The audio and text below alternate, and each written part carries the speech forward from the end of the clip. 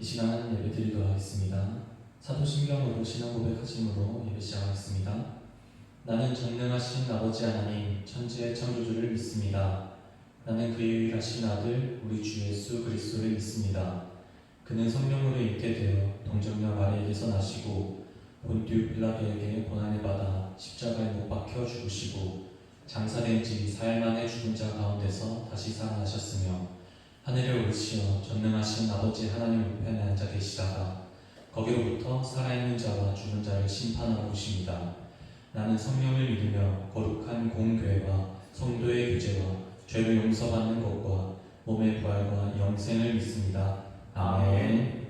이 시간 불을 내려주셔서 찬양하시면서 찬양하겠습니다.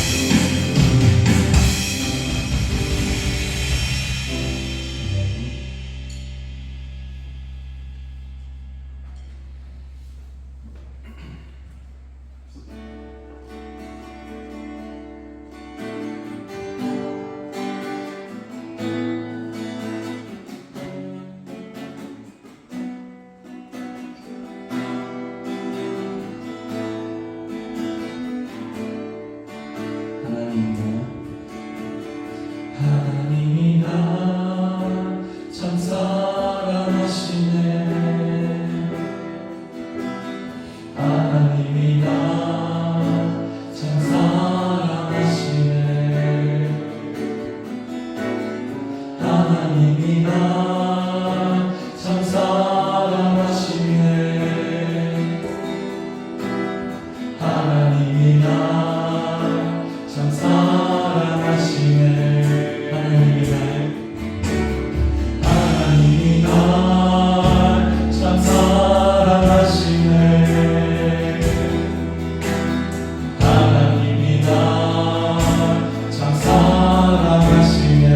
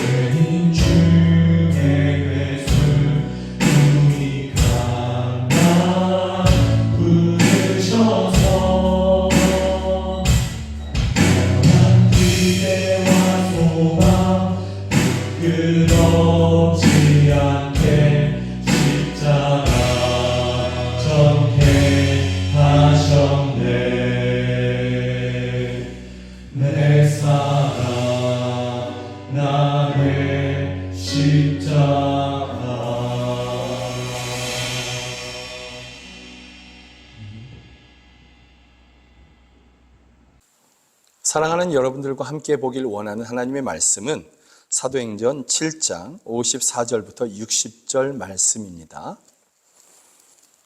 성경이 하나님의 말씀이라는 분명한 믿음을 가지고서 저와 함께 사도행전 7장 54절 함께 읽으시도록 하겠습니다. 그들이 이 말을 듣고 마음에 찔려 그를 향하여 이를 갈거늘 스데반이 성령 충만하여 하늘을 우러러 주목하여 하나님의 영광과 및 예수께서 하나님 우편에 서신 것을 보고 말하되 보라 하늘이 열리고 인자가 하나님 우편에 서신 것을 보노라 한데 그들이 큰 소리를 지르며 귀를 막고 일제히 그에게 달려들어 성 밖으로 내치고 돌로 칠세 증인들이 옷을 벗어 사울이라 하는 청년의 발 앞에 두니라. 그들이 돌로 스데반을 치니 스데반이 부르짖어 이르되 주 예수여 내 영혼을 받으시옵소서 하고 무릎을 꿇고 크게 불러 이르되 주여 이 죄를 그들에게 돌리지 마옵소서 이 말을 하고 자니라. 아멘. 사도행전 7장의 말씀을 가지고서 우리의 사명이라는 제목으로 함께 말씀을 나누기를 원합니다.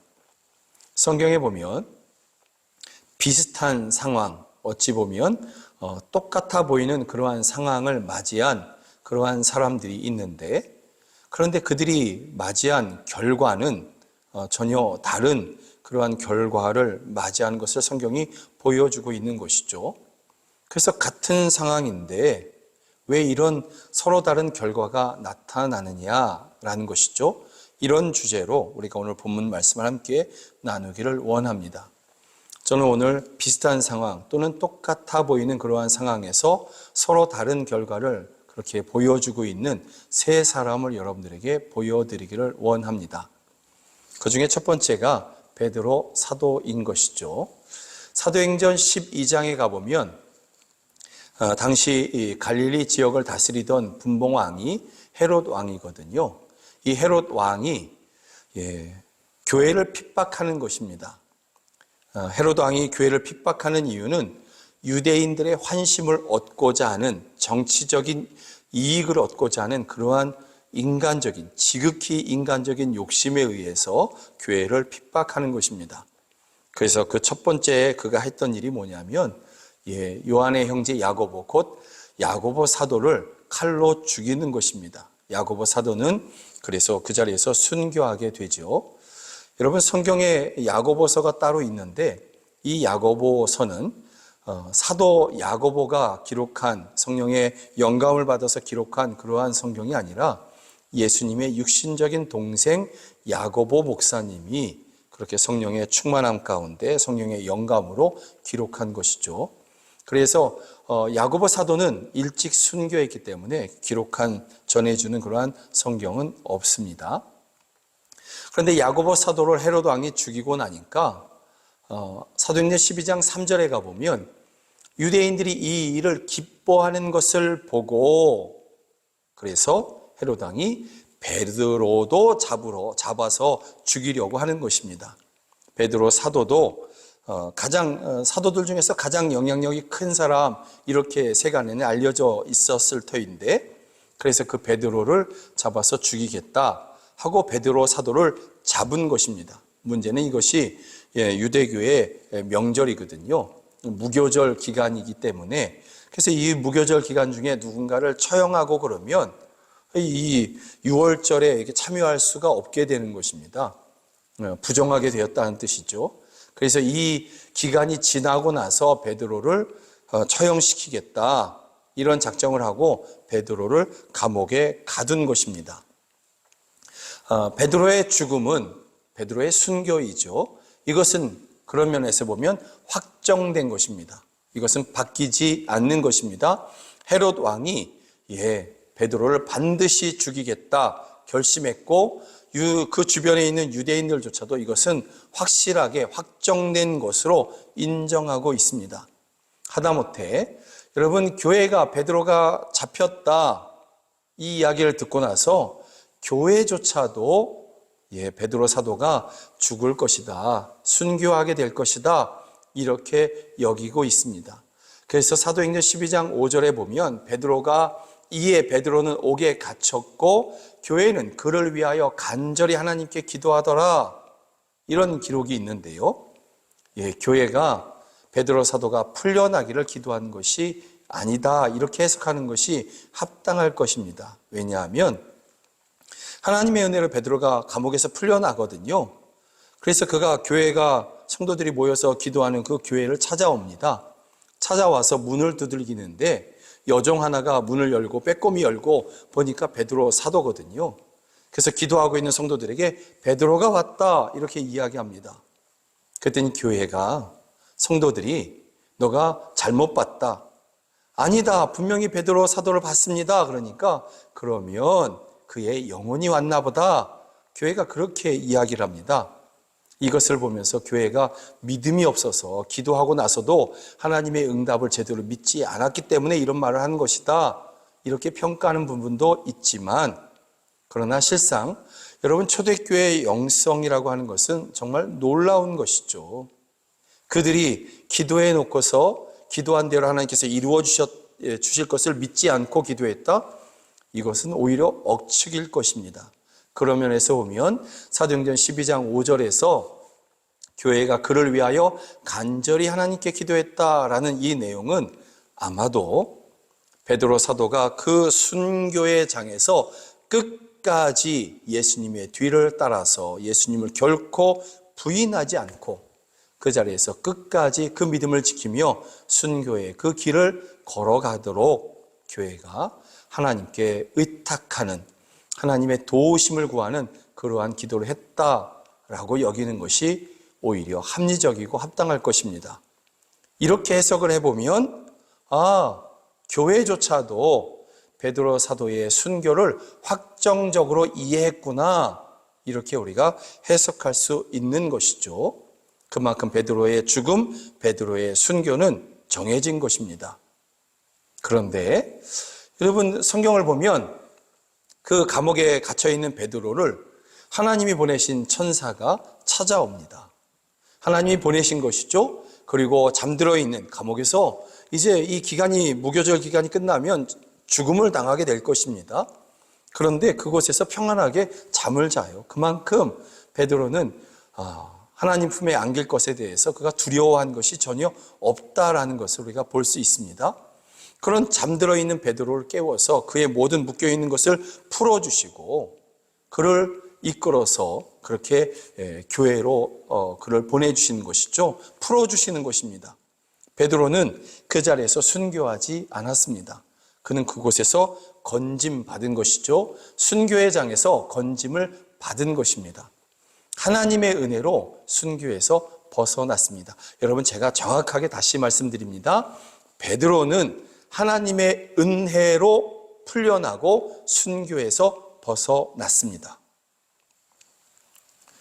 두 번째 사람입니다. 두 번째 사람은 오늘 본문의 스데반과 정말 비슷합니다. 오히려 참 똑같다 이렇게 여겨질 만한 그러한 모습을 보입니다. 바로 바울 사도입니다.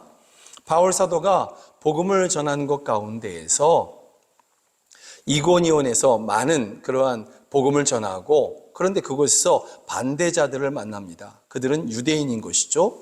유대인들이 이 바울 사도를 반대하고 바울을 돌로 쳐서 죽이려고 한 것입니다. 그런데 바울이 그곳에서 이렇게 피하게 됩니다. 유대인들이 이런 마음을 갖고 있다, 그리고 그를 잡으려고 찾아온다 할 때 바울이 그곳에서 피해서 루스드라라는 터키의 또 다른 지역으로, 또 다른 도시로 이렇게 가게 된 것이죠. 그곳에서 또 열심히 복음을 전합니다. 그런데 이고니온에서 바울을 잡아서 죽이겠다고 작정했던 사람들이 그곳에서 실패했지 않습니까?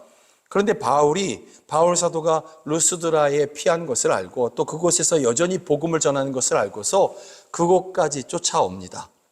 그리고 이고니온에서 실패했던 그 일을 직접 이곳에서는 성공하는 것이죠.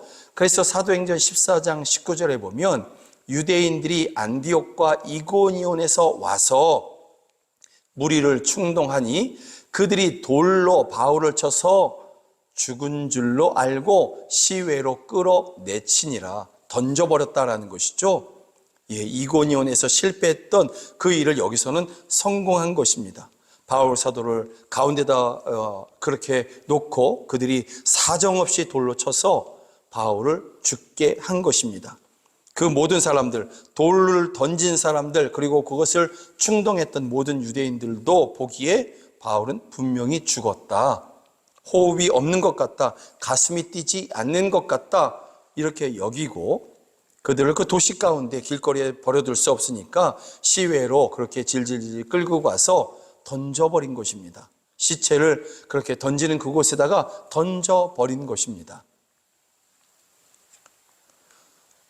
이것을 보고 성도들도, 바울 사도에 의해서 복음을 듣고 예수님을 영접한 사람들도 그렇게 바울 사도가 죽었다 이렇게 여기면서 바울 사도의 그 죽음을 이렇게 바라보고 있습니다. 바울 사도는 죽었다 이렇게 여긴 것이죠. 그런데 정말 놀라운 것은 바울 사도가 그 자리에서 벌떡 일어납니다. 사도행전 14장 20절 21절에 가보면 제자들이 둘러섰을 때에 바울이 죽었다라고 완전히 확신하고 생각하고 그들이 안타까운 마음에 그렇게 쳐다보고 있는 것이죠. 그런데 성경은 거기서 끝나지 아니하고 바울이 일어나 그 성에 들어갔다가 이튿날 바나바와 함께 더베로 가서 복음을 그 성에서 전하여 많은 사람을 제자로 삼았다, 이렇게 성경은 기록하고 있습니다.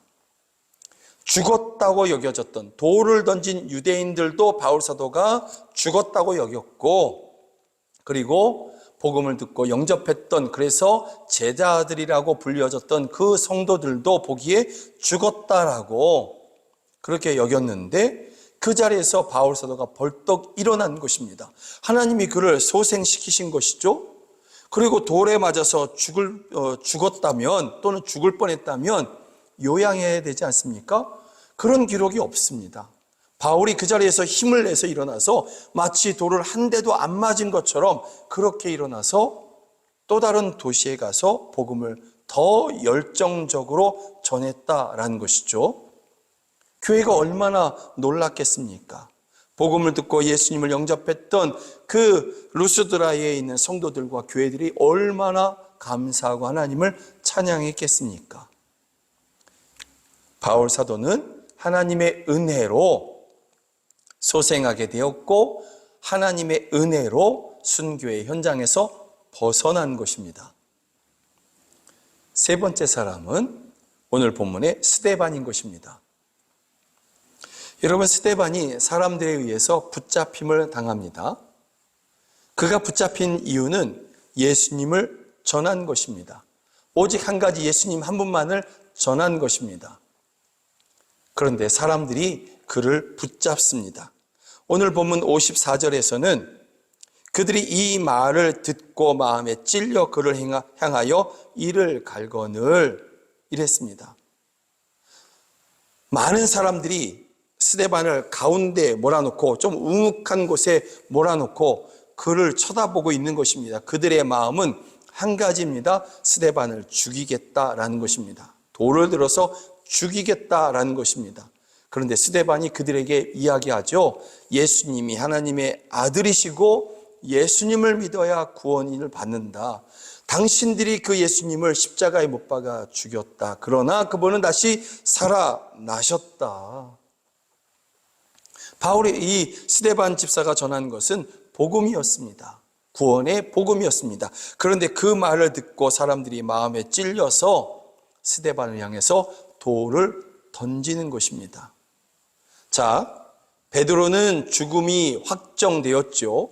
헤롯 왕에 의해서 죽을 것이 확정되었고 감옥에 갇혔습니다. 교회도, 또 그를 반대했던 유대인들조차도 다 베드로 사도는 죽음을 당할 것이다, 정해졌다, 이렇게 여겨졌습니다. 그런데 하나님께서 하나님의 은혜로 그를 그 순교의 현장에서 벗어나게 하셨습니다. 바울 사도도 마찬가지로 그는 조금 더 한 발 더 나아갔죠. 돌에 맞아서 죽었더랬습니다. 그런데 하나님께서 그를 살리셨습니다. 하나님의 은혜로 그를 살리시고 그를 여전히 복음 전도자의 사명을 감당하게 하신 것이죠. 그러면 똑같은 동일한 복음을 전했던 스데반, 그 동일한 이유로 사람들에게 붙잡히고 돌에 맞게 될 이러한 스데반에게는 하나님께서 어떻게 행하셔야 합니까? 예, 돌을 한 대도 안 맞게 하시거나 또는 돌에 맞아서 죽은 것처럼 되었다 할지라도 바울 사도처럼 그렇게 은혜로 그를 건져 주셔야만 하지 않습니까? 그런데 성경은 이렇게 말씀하고 있습니다. 60절에 보면 무릎을 꿇고 크게 불러 이르되 주여 이 죄를 그들에게 돌리지 마옵소서, 이 말을 하고 자니라. 죽었다라는 뜻입니다. 죽었다라는 뜻입니다. 스데반 집사는 하나님의 은혜 안에서 죽음을 당한 것입니다. 스데반 집사는 그 베드로 사도나 바울 사도처럼 그 순교의 현장에서 하나님의 은혜로 벗어나지는 못했지만, 하나님의 은혜로 순교의 현장에 그 자리에서 순교를 당한 것입니다. 베드로 사도와 바울 사도, 그들은 하나님의 은혜로 건진받았고요. 스데반 집사는 건진받지 못했습니다. 왜 이렇게 비슷한 환경이고 현장이지 않습니까? 그런데 왜 이렇게 결과가 다르냐라는 것이죠. 베드로 사도나 또는 바울 사도, 그들의 믿음이 스데반 집사보다 더 컸기 때문에 그들은 건진받았다. 스데반 집사는 믿음이나 이런 것들이 또는 능력이 그들보다 베드로 사도나 또는 바울 사도보다 믿음과 능력이 작았기 때문에 또는 적었기 때문에 그곳에서 벗어날 수 없었다. 이렇게 해석하면 큰일 날 것 같습니다. 베드로나 바울이나 스데반이나 똑같이 예수님을 믿은 사람들이고 똑같이 복음을 담대하게 전하던 하나님의 소중한 사람들인 것이죠. 다만 여러분, 하나님께서 그들에게 주신 사명이 달랐던 것입니다. 제가 여러분들에게 강조하면서 계속해서 반복했던 그 말이 뭐냐면, 베드로 사도는 하나님의 은혜로 순교의 현장에서 벗어났습니다. 바울 사도 역시 하나님의 은혜로 순교의 현장에서 건진받았습니다. 스데반 집사는 하나님의 은혜로 순교의 현장을 감당했습니다. 이 말인 것입니다. 스데반 집사에게 하나님의 은혜가 부족했고 적었던 것이 아니고요. 스데반 집사의 믿음이 베드로 사도나 바울 사도의 믿음보다 적었기 때문이 아닌 것입니다. 하나님이 베드로와 바울 사도의 주신 사명과 스데반에게 주신 사명이 서로 달랐다라는 것입니다. 그런데 여러분, 놀라운 것은 시간이 흘러 나중에 베드로 사도도 바울 사도도 결국은 순교의 현장을 하나님의 은혜로 그렇게 걸어가게 됩니다. 그들 모두 다 순교의 현장을 걸어가게 되는 것이죠. 다만 그 순교의 현장, 그 하나님께서 그들의 사명, 이 땅에서의 사명을 마무리하는 시간이 지금이 아니었다라는 것입니다. 그런데 스데반은 지금이었다라는 것이죠. 그 차이가 있을 뿐이지 하나님의 은혜가 적었던 것도 아니고, 또 베드로나 바울 사도 또는 스데반 집사를 위한 교회의 기도가 적었던 것도 아니다라는 것이죠. 다만 하나님의 사명과 하나님의 부르심이 서로 달랐다라는 것입니다. 여러분, 오늘 본문에 놀라운 이야기들이 있습니다. 스데반 집사에게 하나님께서 하나님의 은혜로 주의 영광을 보게 하여 주십니다. 그래서 스데반이 이렇게 이야기하는 것이죠. 56절에 보니 스데반이 성령 충만하여 하늘을 우러러 주목하여 하나님의 영광과 및 예수께서 하나님 우편에 서신 것을 보고, 하나님의 은혜로 스데반 집사는 주님의 영광을 봅니다. 너무나 놀라운 장면인 것이죠. 너무나 크신 은혜가 스데반에게 부어진 것입니다. 이 육신의 눈으로는 도저히 볼 수 없는 그 은혜, 그 영광을 스데반 집사가 받은 것입니다.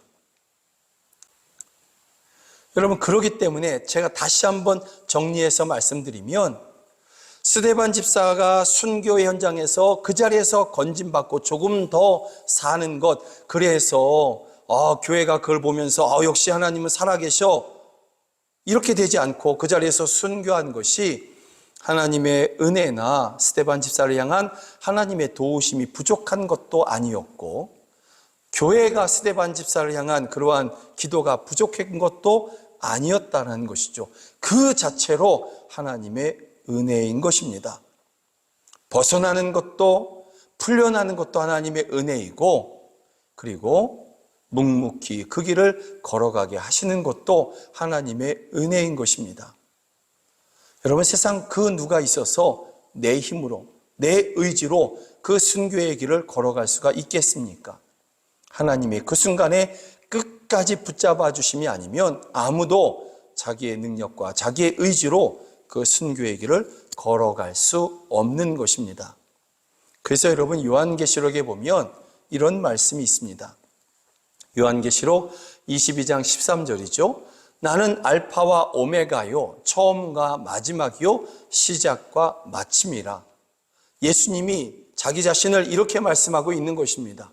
예수님은 알파와 오메가고 처음과 마지막이요, 시작과 마침이 되시는 것입니다.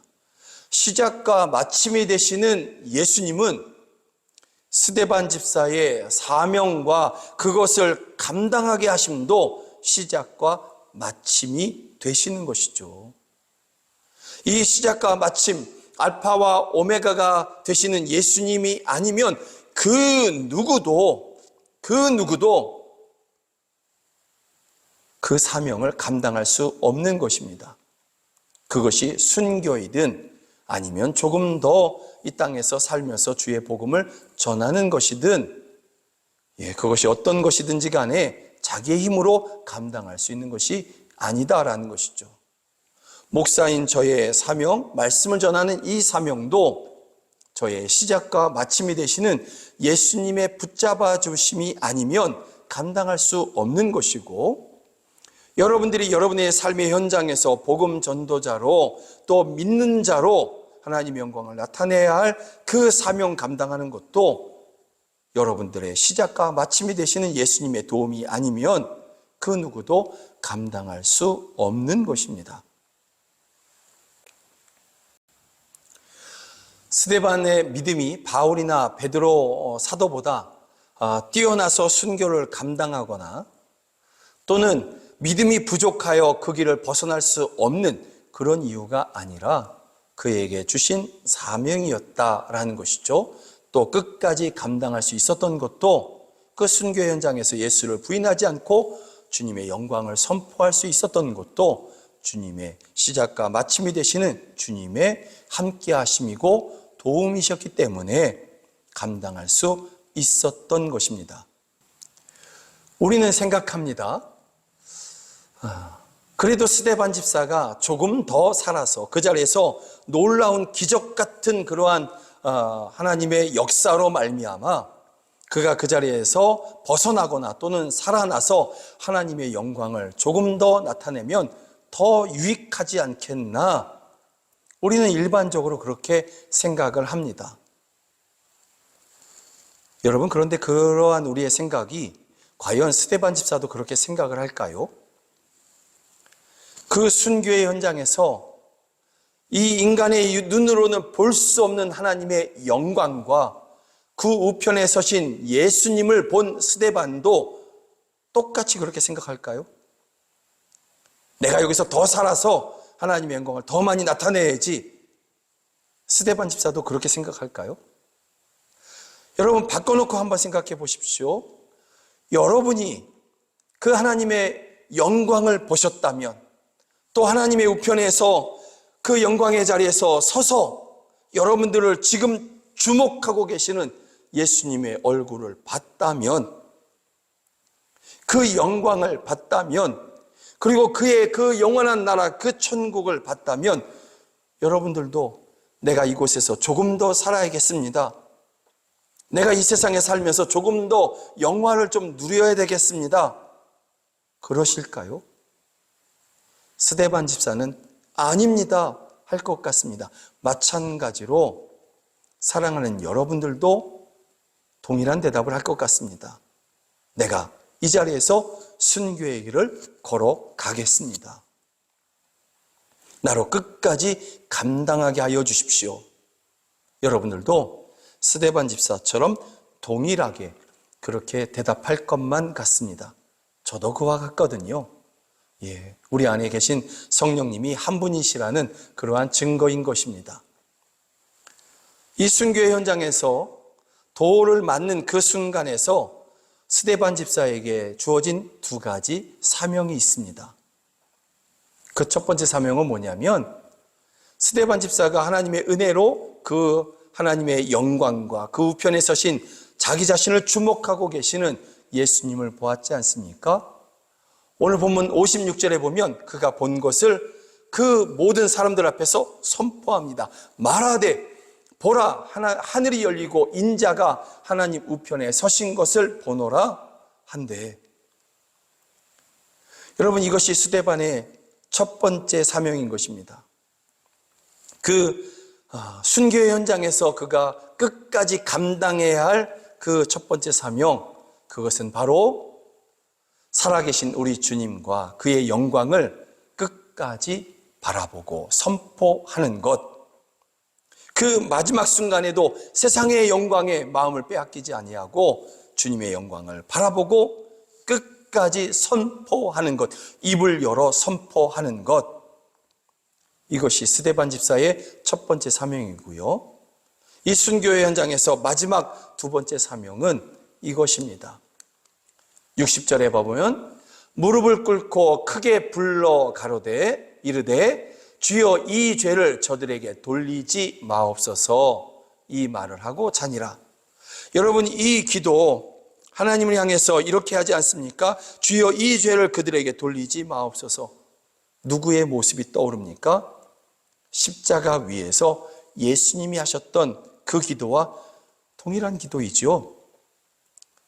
스데반 집사의 마지막 사명, 그 돌을 맞는 그 순교의 현장에서 그가 감당해야 할 마지막 사명, 그것은 바로 끝까지 예수님의 뒤를 따라가는 것입니다. 스데반 개인을 위해서 살아가는 것이 아닌 그 마지막 순간에서조차 예수님의 뒤를 따라가고 예수님을 닮아가는 것, 이것이 스데반 집사의 마지막 사명인 것입니다. 사랑하는 여러분, 우리는 이 땅에서 아직 호흡하고 있습니다. 저와 여러분들은 오늘을 또한 살아갈 것이고, 또 하나님께서 여러분들에게 하나님의 은혜로 장수의, 건강한 장수의 그러한 은혜를 주시기를 주의 이름으로 축복합니다. 그러나 사랑하는 여러분, 기억하십시오. 우리가 이 땅에서 호흡하는 그 모든 날들은 그냥 있는 시간들이 아닙니다. 당연히 주어지는 그러한 시간들이 아닙니다. 저녁에 잠이 들면 아침에 눈을 뜨고 하루를 또 그렇게 분주하게 살아가고, 또 피곤하여서 저녁에 집에 와서 또 쉬다가 잠들다가 또 아침에 일어나고, 그저 그렇게 순리처럼 찾아오는 그러한 시간들이 아닙니다. 하나님께서 우리에게 은혜로 주신 그러한 시간들입니다. 그리고 이 시간들은, 우리가 호흡하는 이 모든 시간들은 사명의 순간들인 것입니다. 그러므로 사랑하는 여러분, 우리가 이 땅에서 호흡하는 모든 시간들 동안에 감당해야 할 사명은 두 가지가 되지 않겠습니까? 스데반 집사처럼 그것이 지금 즉시 순교의 길을 걸어가든 아니면 베드로 사도처럼 바울 사도처럼 조금 더 시간이 지난 후에 가든 마찬가지인 것입니다. 우리들도 마찬가지인 것입니다.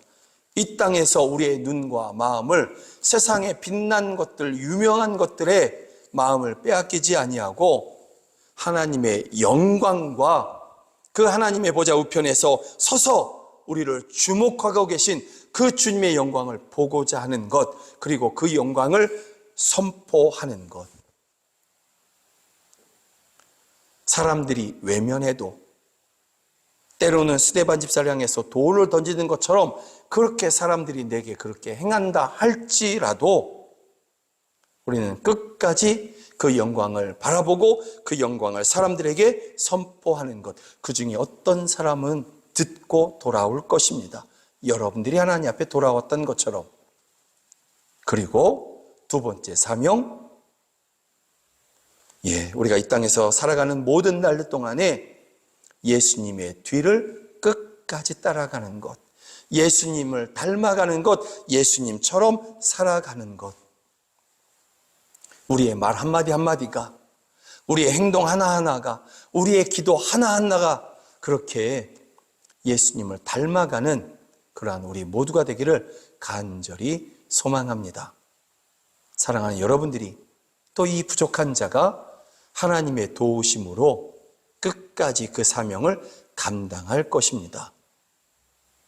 주 예수 그리스도의 이름으로 여러분을 축복합니다. 믿음으로 꼭 승리하십시오. 고맙습니다. 사랑하고 축복합니다. 우리 함께 찬양하겠습니다. 난 지극히 작은 자 그러나 십자가의 전달자로 우리를 부르십니다. 아멘.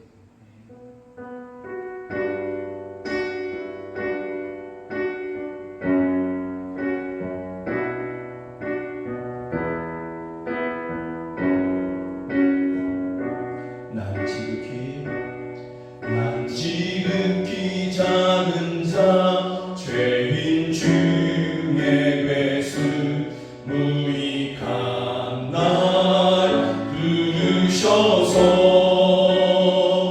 간절한 기대와 소망 부끄럽지 않게 십자가 전개 하셔. 어디든지 가리라 어디든지 가리라 주 위에 서라면 나는 전하리 그 십자가 내 몸에 맨 십자가 그 보혈의 향기 온 세상 채울 때까지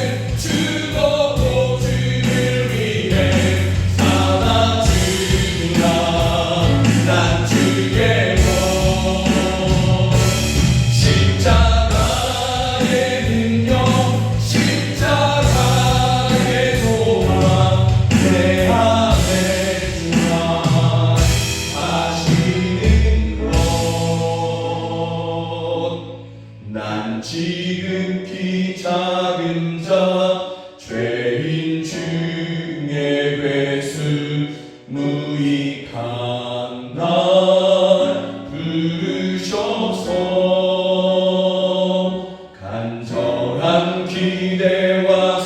조금만 부끄럽지 않게 십자가 정케 하셨네. 사랑 나의 십자가 내 사랑 나의 십자가 내 사랑 나의 십자가 내 사랑 나의 십자가.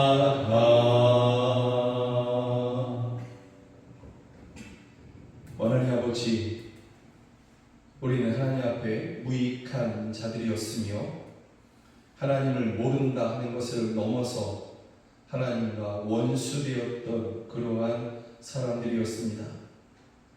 그러나 하나님께서 그런 우리들을 외면하지 아니하시고 버리지 아니하시고 우리를 먼저 사랑하여 주시며 그 아들을 내어주심으로 말미암아 우리로 하나님 앞에 산 자로 살아있는 자로 그렇게 세워주셨습니다. 원하님 아버지, 우리가 하나님의 은혜와 이 크신 사랑, 그 독생하신 아들을 십자가에 내어주시기까지 사랑하신 그 크신 사랑으로 우리가 하나님을 아버지라 부르게 됐사오니 이 은혜와 이 사랑, 그 십자가 우리가 평생에 전하며 살 수 있도록 도와주시옵소서. 원하님 아버지, 이제 우리에게 다른 자랑은 있을 수 없습니다. 우리에게 다른 능력이 있을 수 없습니다. 우리의 자랑은 오직 십자가일 것이며 우리의 능력은 오직 십자가의 복음일 것입니다. 우리가 하나님 아버지 바로 이곳에서 또 가까운 데서 또 멀리에서 땅의 끝에서 이 십자가의 복음을 전하며 그렇게 다시 오실 주님을 끝까지 기다리는 우리 모두가 다 되게 하여 주시옵소서. 하나님 앞에 예배하면서 귀한 헌금 주님 앞에 올려드립니다. 이 헌금 주께서 기뻐 받아주시고 이 헌금이 쓰이는 곳에서 십자가의 복음이 가까운 데에서 또한 멀리 있는 사람들에게까지 그렇게 전달되게 하여 주시옵소서. 고통 중에 있는 성도들을 기억하여 주시고 주여 저희들에게 이 십자가 위에서 확인되고 확증된 하나님의 사랑, 하나님 아버지 저희들이 믿게 하여 주시며 그 사랑으로 저희들이 다시 이기게 하여 주시옵소서. 끝까지 이기게 하여 주시옵소서. 이 자리에서 함께 예배해야 되나 여러 가지 이유로 타지에서 또는 가정에서 병원에서 예배하는 성도들 기억하여 주시고 저희들이 있는 곳에 있는 그곳에서 주님을 붙잡고 주님을 찾을 때에 저희들을 만나시며 저희들을 하나님의 영광의 통로로 사용하여 주시옵소서. 안 믿는 가족들을 기억하여 주시고 그들의 마지막이 가까울진데 주여 저희들을 불러주셔서 우리와 함께 천국 소망을 누리게 하여 주시옵소서. 오늘 젊은이들과 함께 예배합니다. 우리 젊은이들 한 사람 한 사람을 주님의 사랑으로 세우시고 복음의 사랑으로 세우시며 오직 하나님의 영광을 위해서 살아가는 것 가운데에서 이 세상에서 승리하고 하나님 아버지 오직 하나님의 이름만을 높이는 우리 젊은이들 다 되게 하여 주시옵소서. 우리들의 자녀들 하나님이 주신 그 기업들이 그와 같이 이 땅에서 승리하게 하여 주시옵소서. 지금은 우리 구주 예수 그리스도의 은혜와 하나님 아버지의 크신 사랑과 성령 하나님의 늘 함께하여 주시고 도와주시는 그 은혜가 오직 주님만을 의지하고 주님만을 전하기를 원하는 우리 사랑하는 성도들 머리 위에 또 저희들의 가정 안에 이제로부터 영원까지 함께 하시기를 주 예수 그리스도의 이름으로 간절히 축원하옵나이다. 아멘.